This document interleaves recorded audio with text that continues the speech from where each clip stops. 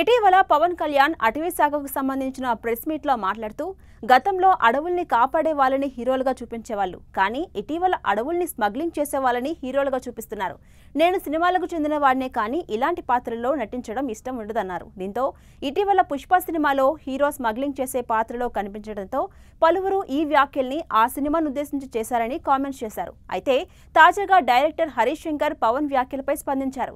August 15న Harish Shankar డైరెక్షన్లో రవితేజ హీరోగా తెరకెక్కిన మిస్టర్ బచ్చన్ సినిమా రిలీజ్ కాబోతుంది.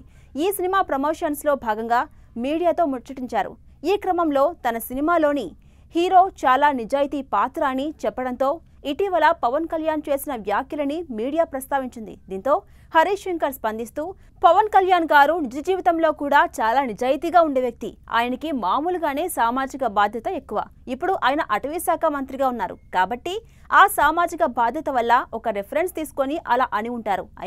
అయినా సినిమాల్లో చూపించినవి జనాలు చేయరు. పుష్ప సినిమా చూసి ఎవరూ గొడ్డళ్లు పట్టుకుని అడవులకు వెళ్లలేదు అని అన్నారు. దీంతో హరీష్ శంకర్ వ్యాఖ్యలు వైరల్ గా మారాయి.